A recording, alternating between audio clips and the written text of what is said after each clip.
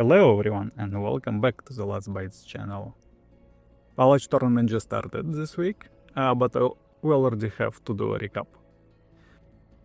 For simplicity, I've created a new tab in the document I provided in the description before, and I will of course attach to this video too. It's called a Game History tab.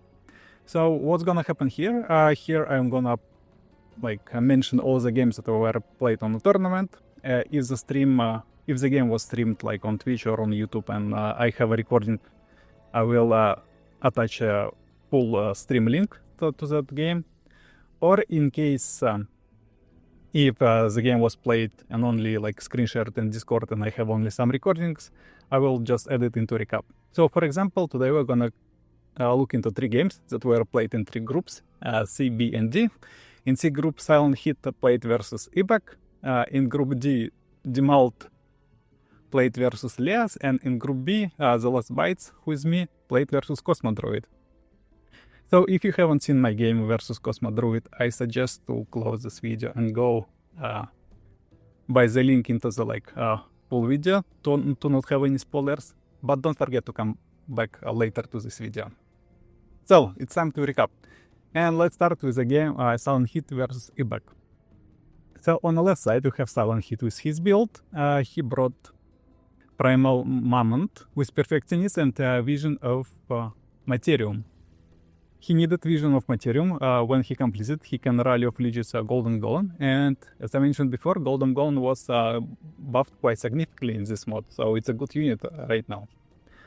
So as well, for his Primal Mammoth, racial traits he picked plus 10 HP to his race, he picked Defensive Tactic, he picked Athletic, and he picked Careless. Not gonna spoil it, but this game he's playing with tier 3 pikeman, and in my opinion Careless was a bit bad choice here, because tier 3 primal pikemen, they like to stand to finish their turn in defense mode. For example, their leap ability forces them to finish in defense mode, so having extra stats on defense mode would not be extra. But the player decided to go with Careless, and his first tome is Tome of Discipline. It might look like a weird pick right now, but actually he has a combo. As a second tome, he picks a Tome of Enchantment.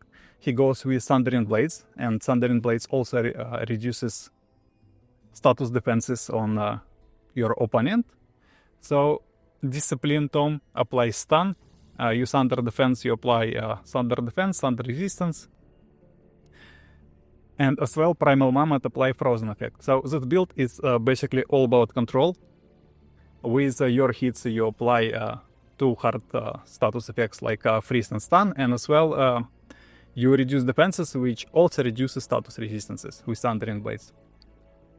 His opponent is Industrious, who is also Perfectionist. He's gonna play with his tier 3 units, and he picked, as a second social trait, he picked Runesmiths for better research and more enchantments. His starting tome is Tome of Rock for transformation and damage enchantment, and for his second tome he will go with also Tome of Enchantment to thunder defenses to deal more damage, and at the same time to thunder status resistance with defense to apply more status effects. So those 2 builds are quite similar. They both play in tier 3 units. They are both melee composition. One is Bastion, and another one is Primal Pikeman tier 3. And for his race choices, he went with Resistance, which in mod gives +2 resistance. He went with Athletic. He went with Cold-Blooded, and also with Reduced to Physical. Not sure how it's called correctly, but this trait, it's a flaw that reduces your physical defense by 1. Industrious Culture doesn't suffer from it so much, because by default they have, and with their passes they have high defenses, so this -1 defense, so won't affect them so much. So I guess he has a good choice. Their first encounter happened on turn 42, so I removed all the pauses and things, so enjoy the fight. And during the fight we will give some comments, because the fight is going to be interesting by itself.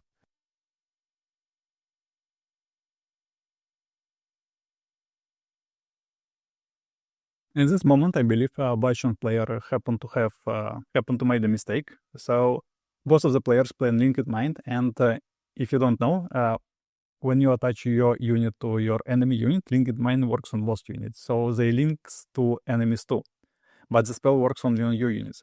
And with linked mind, what you want to do, you want to use cascading defense or cascading attack spell, and for that case, you need like all your units connected.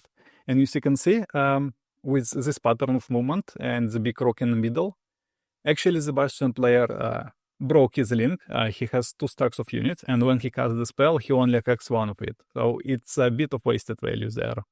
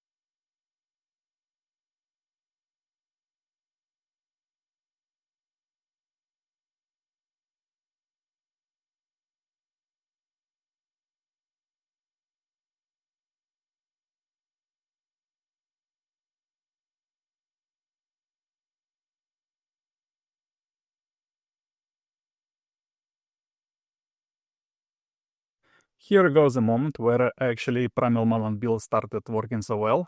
So as you can see, he is applying, or he's trying to apply Frozen and Stunt at the same time from Tome of Monk.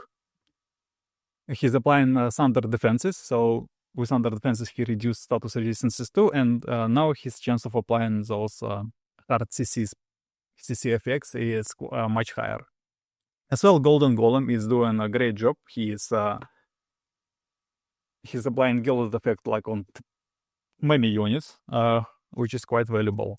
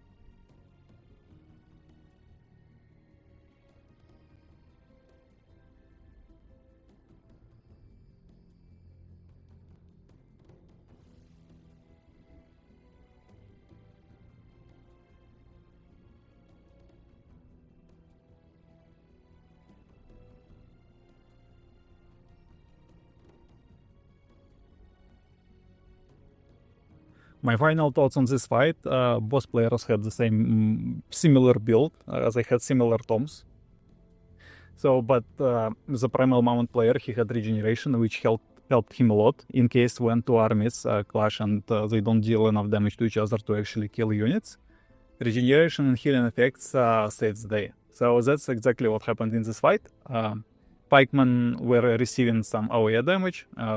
At the end of their turn, they were healing to full. So basically, value was wasted. On the other hand, Bastion player didn't have so much healing. And as well, with the time, Pikemen started doing a lot of damage, applying freezing, gilded, and stunned effects at the same time. And there are not enough cleanses, even with Tome of Linked Minds, where you can cleanse 2 effects on your whole army. And I think one of the crucial mistakes was making this gap between two armies and not applying link spells to the whole stack, only to half the army. After this fight, which have finished quite brutally, Ыбak, kudos to him, he did not want to surrender, and he wanted to give one more fight to actually try to defeat this guy, because their heroes have quite similar levels. One is a giant, other one is a ritualist, as a normal one. I believe he's playing the champion. So, and here we see what's happening. I took this video from Orkhead's stream. He allowed me to use his footage, big thanks to him. So here what's happening, Silent is gathering his stacks. He basically lost not much in the previous fight, so not much to gather, and he's going to finish his opponent.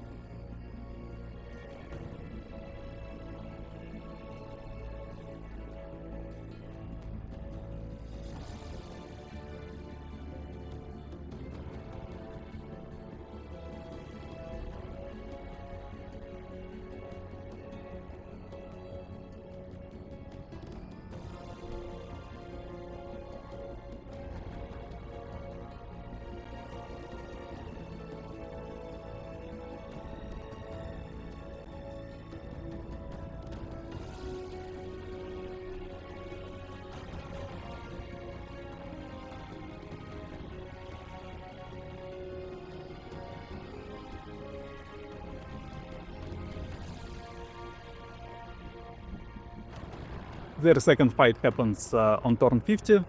As you can see, the Ыбak capital is under siege, and pikeman, or it's not the capital, but Ыбak city is under siege, and he's getting his final stand. His army downgraded a bit from previous fight. He's playing with tier 1 arbalist, and I'll let you enjoy this video.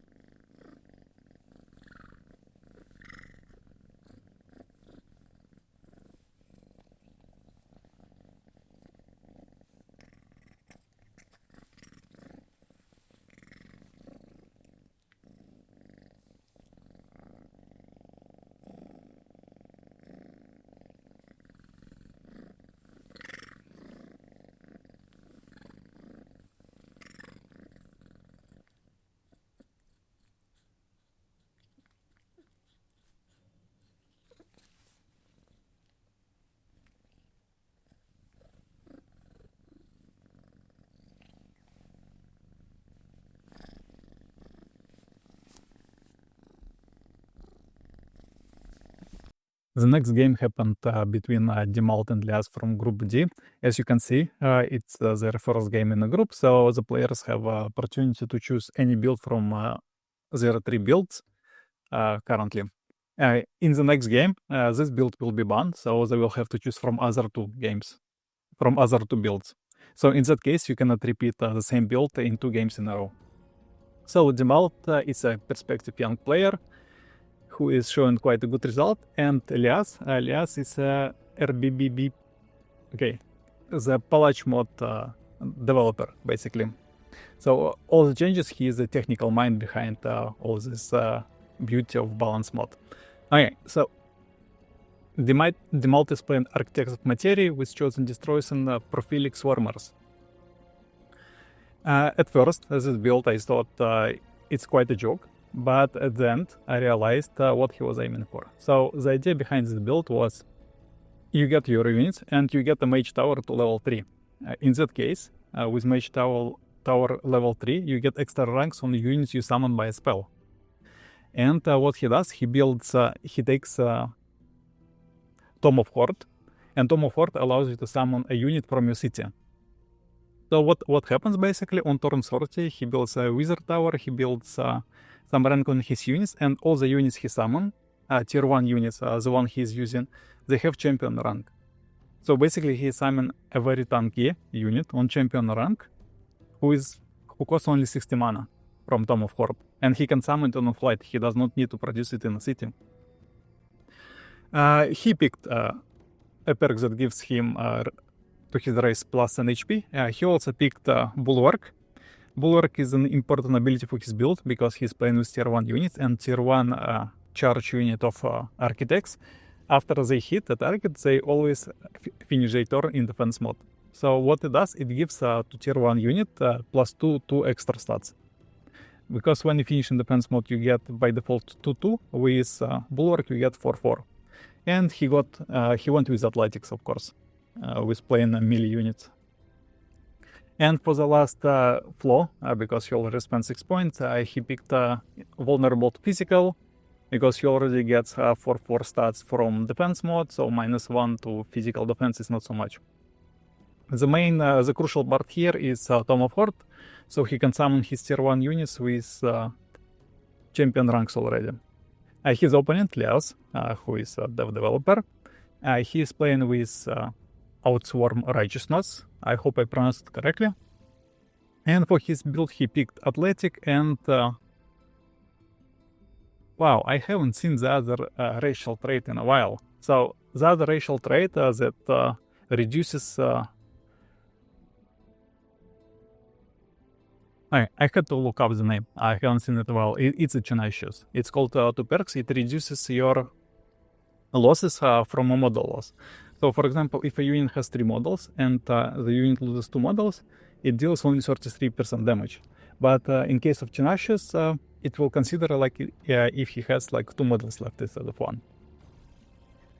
And it's quite important for him because he's playing with his tier 3 units, tier 3 charge units, which have 3 models. So his idea was that he gets beaten up against auto combat, he gets beaten up against a player, but he still deals good damage. And he starts with a Tome of Face and trying a Vassal build. Their encounter happened on turn 39. As a map of choice, they got a random one divide. So on turn 39, chosen destroyer player finished farming his island, and he went to the island of his opponent and started raising his vassal for extra resources. So Lyas, the righteousness player, decided, okay, if I lose this vassal city, chosen destroyer player gets a lot of benefits from it, and he needs to defend it.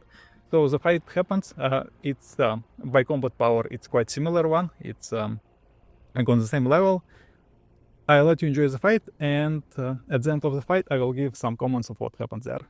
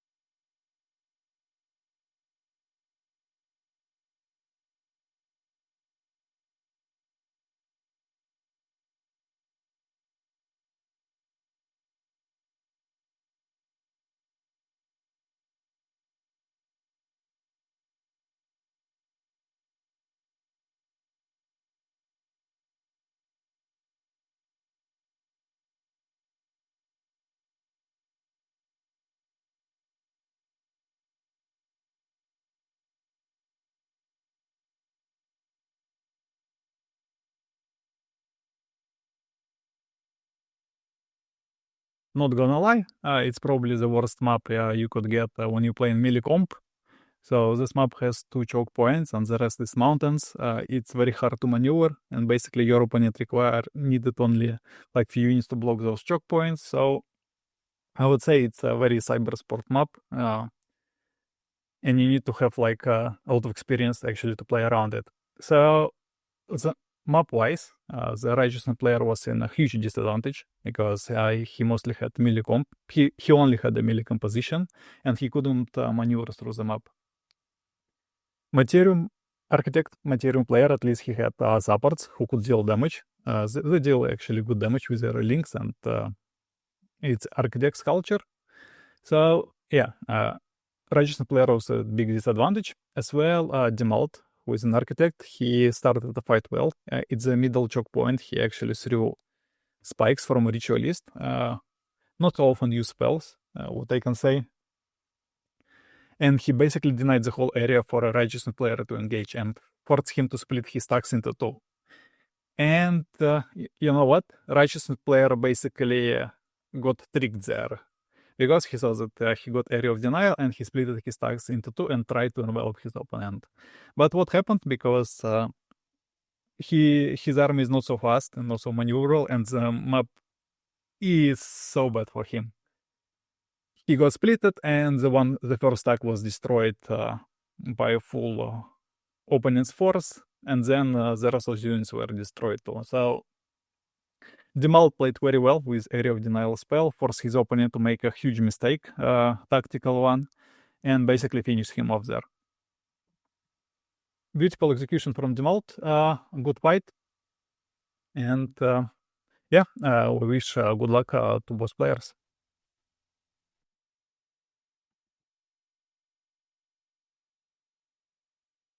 The last game in this recap was played in Group B between me and Kosmodruid. As well, it was our first game on this tournament, so we had free of choice of our builds, so we could choose one of 3. In that game, I decided to go with my, I consider my favorite build in my tournament. It's my Tyranny with the Vassal builds. Yeah, so what I went with the Defender hero. My second hero was also Defender. My initial Tom is Tom of Fates to actually improve vassalage speed.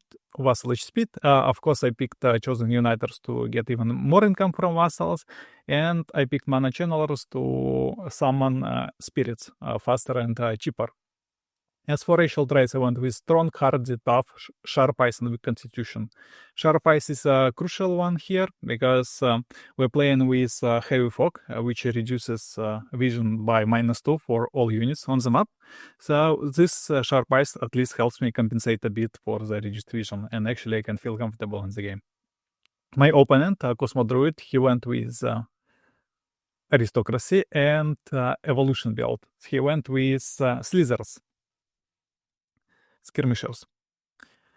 He's playing Aristocracy with Athletic and Resistance. Athletic, he needs for his heroes to move faster on the map, to match the Slither speed. Slithers by default have 40, and Athletic will give 40 to heroes because all his heroes have Druid Ambition to give more HP to his animals and to match the speed of Slithers. And he went with Resistance to have +2 against magical damage. All three his heroes have Druid Ambition. I believe in the fight he actually completed like all of them. And Aristocracy also with their passive gives extra HP to units in the army. So with Druid and Aristocracy passive, his Slithers, tier 3 Slithers will have like around 180 HP on turn 30, which is pretty brutal. As for social traits, my Kosmodruid, my opponent, went with Ruthless Raiders and Runesmiths for better research. If you haven't watched this game, I suggest you to stop this video and go watch in full. Or if you don't have time for that, so here is a recap. Here goes turn 25, so my opponent decided to go for me. The game was pretty lucky for us. We had 2 easy golden wonders on our part of the map. We easily captured them. One of the wonder gave us transformation super growth. I was so happy I got it on my defender heroes to have +1 retaliation attack. Never managed to cast it. I had no mana for that. I had it like this spell ready for like 15 turns. Never had mana to cast it, so it was a waste. And as well, we captured the 3 Golden Wonder, where we got a Horn God, which actually helped us a lot to fight against the early game aggression. So turn 25, our first city is getting under siege. I decide to give it up and actually farm them up a bit to get better heroes, because I saw that my opponent came with 2 stack of fully evolved Slithers with like 180 HP on them. As well, as a reward from Wonder, I got a blueprint. Not sure if it was Wonder, but as a reward, I got a blueprint for Undying Amulet. So Undying Amulet allows your hero to die, and then the hero will be resurrected in 2 turns. And it will happen until like some of your units alive. So it's basically infinite resurrection until your corpses are destroyed. In the last dev update, devs changed this mechanic a bit. So currently, ruler corpses cannot be destroyed. So Undying on your ruler is basically infinite life. Your corpse cannot be destroyed, and you resurrect each 2 turns, which is very interesting. And I wanted to use this mechanic, but production of this item took me 3 turns, and actually I noticed that my opponent was moving faster than I thought. So I decided to attack him and declare on him while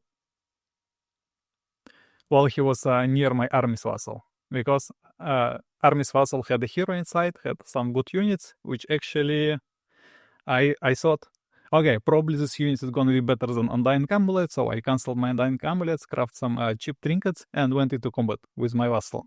Sadly for me, as expected, I couldn't control my Vassal, which was the sad part, but it appeared to be a benefit. Like, because my Vassal was controlled by AI, so he was casting his own spells. So we basically had a double cast over my opponent.